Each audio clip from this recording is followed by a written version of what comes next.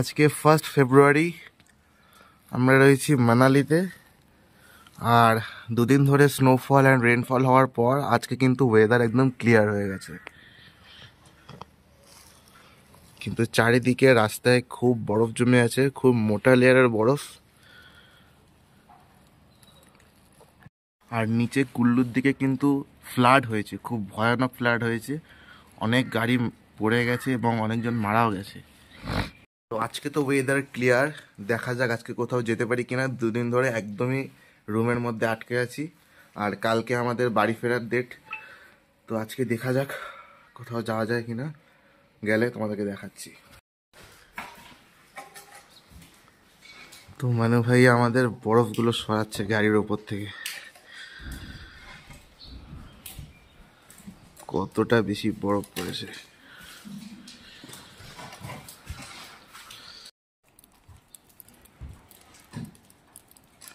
আজ কিন্তু আকাশে রোদ উঠেছে, আকাশ পুরো পরিষ্কার, নীল আকাশ, মেঘ ভাসছে এবং সূর্যের রোদ।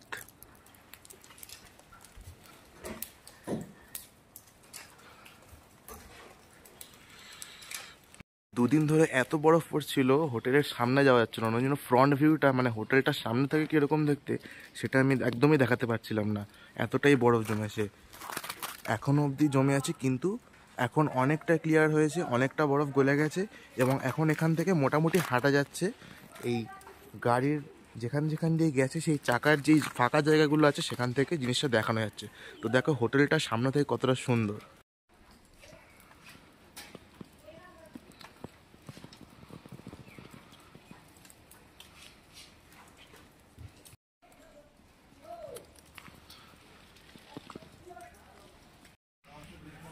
পুরো পাহাড়টা রোদ পড়ে কি সুন্দর ঝলমল করছে, দেখো দারুণ লাগছে, দারুণ। আমরা এখন যাচ্ছি লোকাল সাইট সিন করতে, চারিদিকে বরফ রাস্তা।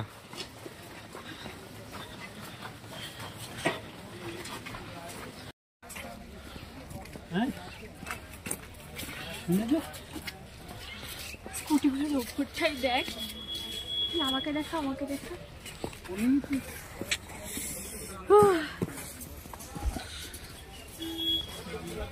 তোমরা কি নাটক করতে করতে আসো? রাস্তায় রাস্তায় এখানকার স্থানীয়রা বরফ সরাচ্ছে যাতে গাড়িগুলো অন্তত যেতে পারে, তাহলে কিন্তু খুব সমস্যার ব্যাপার। প্রচুর বরফ পড়েছে, এইবারে সিজনের সব থেকে বেশি বরফ পড়েছে এই গতকাল এবং তার আগের রাতে।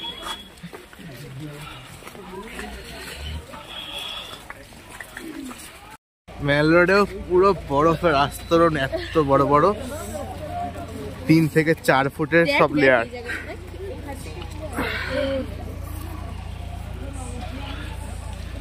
সামনে বরফে ঢাকা পাহাড়, খুব সুন্দর। তো এখানে পাহাড়ি ড্রেসে ফটো তোলার জন্য রেডি হচ্ছে। এনারা যে দাম বলবেন আপনারা বার্গেনিং করতে পারেন। আমাদেরকে 2 জনের 150 বলেছিল, আমরা সেটাকে 3 জনের 150-তে বার্গেনিং করে নামিয়েছি। আপনারা চাইলে বার্গেনিং করে জিনিসটা করতে পারেন।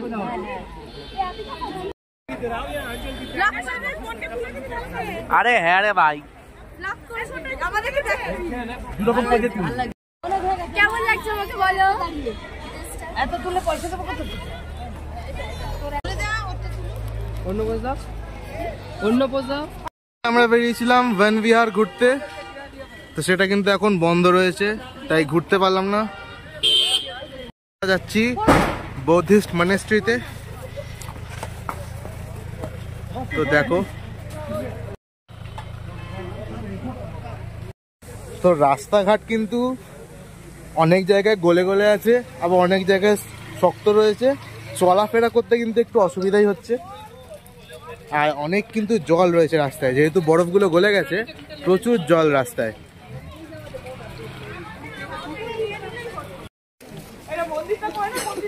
মন্দিরের বাইরে এরকম সুন্দর দোকান আছে কেনাকাটার, আর এই হচ্ছে বুদ্ধিস্ট মনেস্ট্রি। এখান দিয়ে এন্ট্রি হবে, তো চলো ভিতরে ঢুকি। মনেস্ট্রির ভিতরেও কিন্তু প্রচুর বরফ।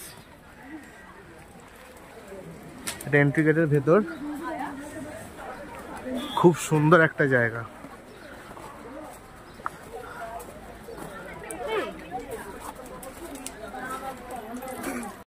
এই হচ্ছে মনাস্ট্রির সামনে। আমায় একটু জল দে তো। যাচ্ছি মনাস্ট্রির ভিতরে।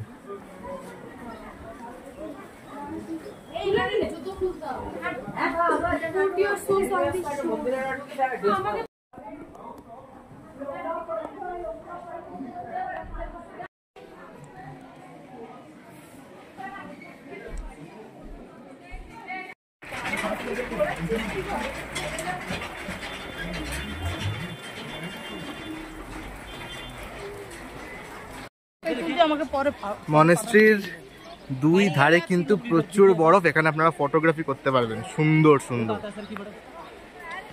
দেখে আবার হোটেলের দিকে ফেরত যাচ্ছি, দেখা যাক এরপর হিড়িম্বা দেবী টেম্পলে যাওয়া যায় কিনা।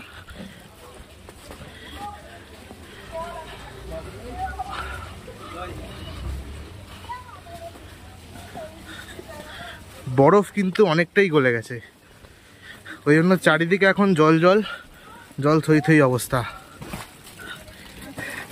অনেক জায়গায় পা রাখলে পা কিন্তু ঢুকে যাচ্ছে, আর প্রচুর হরকাচ্ছে আজকে। এখন বরফের থেকে নর্মাল রাস্তা দিয়ে যাওয়া এখন বেশি বেটার। হিড়িম্বা দেবী টেম্পেলে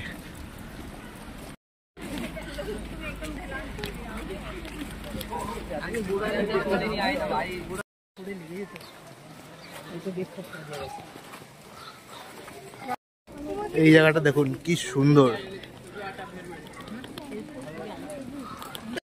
এরকম বরফের ওপর দিয়ে সরু রাস্তা দিয়ে যেতে একটু অসুবিধা হচ্ছে, কিন্তু একটু ট্রেকিং এর মতো অ্যাডভেঞ্চার হচ্ছে।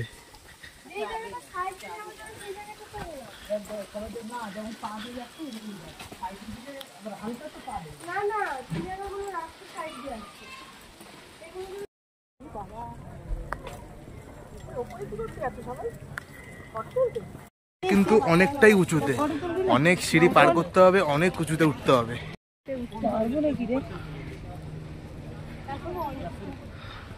আবার এইটা দিয়ে নামবে না উল্টো পাশ দিয়ে নামবে? কত বড় গাছ দেখেছি। আপনি সাইড দিয়ে যাবেন। আমার সারা প্যান্টেল খারাপ হয়ে গেছে। হিড়িম্বা টেম্পল যাওয়ার পথে আছি, মাঝখানে এক জায়গায় চা আর চাউমিন। ভীষণ বাজে রাস্তা, ভীষণ বাজে রাস্তা, ভীষণ বাজে রাস্তা। তার মধ্যে বরফ তো প্রচুর পড়েছে, তার মধ্যে একটা গাছও ভেঙে পড়ে গেছে, যার জন্য ভীষণ বাজে অবস্থা হয়েছে সবার। উঠতে স্লিপ খেয়ে তো পড়েই যাচ্ছে লোকে, অ্যান্ড মানে উঠতে সবারই ভীষণ কষ্ট হচ্ছে। নামতে আরো বেশি কষ্ট। হ্যাঁ, নামতে তো আরো বেশি কষ্ট হবে, আর অনেকটা কিন্তু উঁচু। সো আসার আগে ভেবে দেখবেন যে অতটা উঁচুতে উঠতে পারবেন কিনা। নামাটা বেশি ভাবে ভেবে তারপর উঠবেন। আর আমরা পস্তাচ্ছি। উঁচুর থেকে বড় কথা, যেহেতু বরফ পড়েছে আর আইসগুলো গলে গেছে অনেকটা, তাই জন্য প্রচুর স্লিপারি হয়ে রয়েছে, প্রচুর স্লিপ খাচ্ছে। হিড়িম্বা দেবী টেম্পল উঠেছি, উঠে হাঁপিয়ে গেছি, অনেক নিচু থেকে ওপরে উঠেছি। শ্বাস মানে কষ্ট হচ্ছে না, কিন্তু তবু কষ্ট হচ্ছে। একটু গরম গরম চা খেয়ে নি, বাকি সব ঘুরবো। আমরা হিড়িম্বা দেবী টেম্পলে, চারপাশটা দেখো কত সুন্দর বরফ জমে রয়েছে। চারপাশে লম্বা লম্বা পাইন গাছ, পাইন গাছের সারির নিচে নিচে এরকম উঁচু উঁচু জমা বরফ।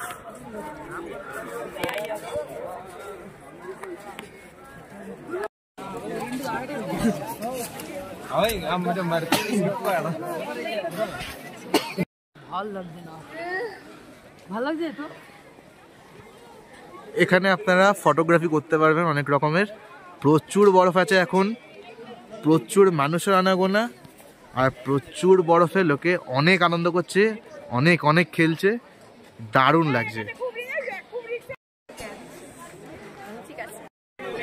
মন্দিরের ভেতরে ঢুকছি, বাইরে জুতো খুলে ঢুকতে হবে।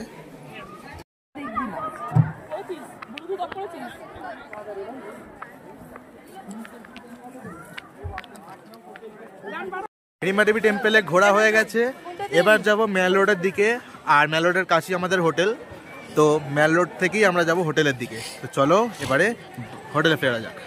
আর আকাশ, সামনে বরফে মোড়া পাহাড়, আর এরকম লম্বা গাছ, কি সুন্দর দৃশ্য। দেবী টেম্পলে যাতায়াতের জন্য কিন্তু দুটো রাস্তা আছে, একটা হচ্ছে যেখান দিয়ে গাড়ি যায়, আর একটা হচ্ছে সিঁড়ির রাস্তা, যেটা হচ্ছে গিয়ে আমরা উঠলাম, সেটা দিয়ে শুধুমাত্র মানুষ যায়। তো ওটা দিয়ে যেহেতু বরফ রয়েছে, ফেরাটা কিন্তু খুব কঠিন, সেটা যাওয়ার সময় আমরা বুঝতে পেরেছিলাম। তাই জন্য ফেরার সময়টা আমরা গাড়ির রাস্তা দিয়ে এসেছি। এটা দিয়ে আসা কিন্তু ওই সিঁড়ির থেকে অন্তত অনেকটাই সহজ, তাই আপনারা এটা দিয়ে আসতে পারেন। হোটেলের কাছাকাছি চলে এসেছি হিড়িম্বা দেবী টেম্পল থেকে। -2 ডিগ্রি চলছে, সকালের থেকে গরম ছিল, তো ওই জন্য জ্যাকেটটা পরিনি। বিশাল ঠান্ডা, বিশাল। এই একটা সোয়েটার ভিতরে গেঞ্জি পরে এত কষ্ট হচ্ছে বলে বোঝাতে পারবো না। এখন বাড়ি গিয়ে একটু গরম শেক টেক নিয়ে তারপরে আবার বেরোবো মল রোডে। মানালিতে আসার 2 দিন পর আমরা ঘুরতে বেরিয়েছি, তাও আমরা সোলাং ভ্যালি, অটল টানেল এদিকে যেতেই পারিনি, এত স্নোফল হয়েছে। প্রথম আমরা মানালির মল রোডে দিনেও ঘুরেছি, আর সন্ধেবেলা এক্সপিরিয়েন্সটা কেমন হয় সেটাও তোমাদের সাথে পারলে শেয়ার করব, কারণ এখানে ইলেকট্রিসিটি নেই, তো ফোন চার্জ দিতে একদমই পারছি না। 8 ঘন্টা করে সকালে আর 8 ঘন্টা করে রাত্রিরে ইলেকট্রিসিটি দিচ্ছে, তাতেই ফোন চার্জ দিয়ে সারা দিন চলছে। সো কতটা দেখাতে পারবো জানি না, কিন্তু যদি পারি তো দেখাবো। আর প্রচন্ড শ্বাসকষ্ট হচ্ছে, এতটা ঠান্ডা। এটা হচ্ছে মানালির মল রোড, এখন বাজে সন্ধে 6:30।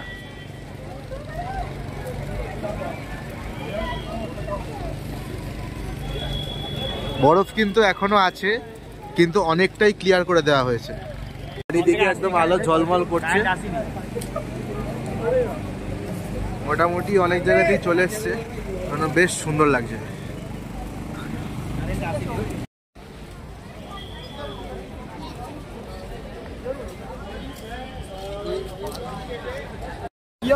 এটা হচ্ছে গোলাপ জামুন, ছোট ছোট আঙুরের মতো, 50 টাকায় 15টা।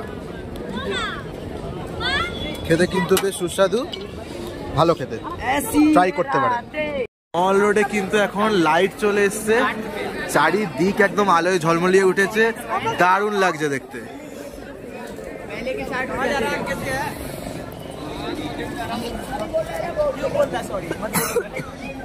অনেক রকমের খাবারের দোকান আছে, অনেক কেনাকাটার দোকান আছে।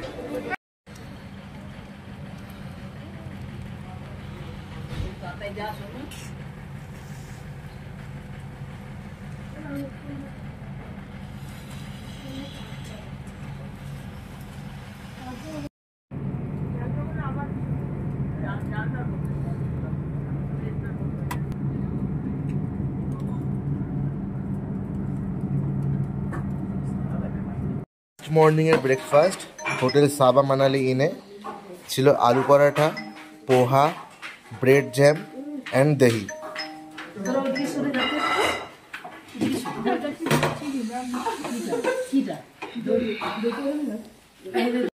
পর আমরা হোটেল থেকে চেক আউট করবো, লাস্ট বার দৃশ্য দেখে নিই ওপর থেকে।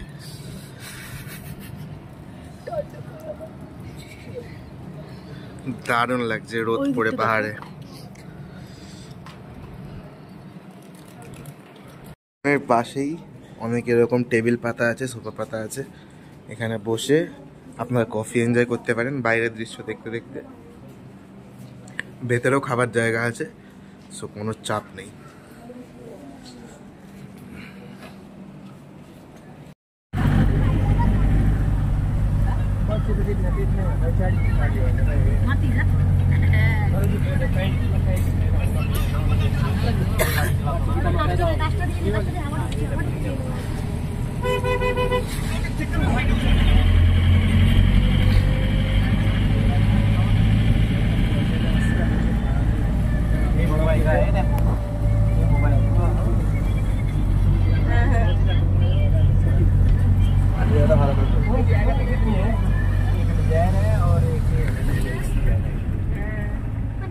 এই তো আসছে, জল আসছে।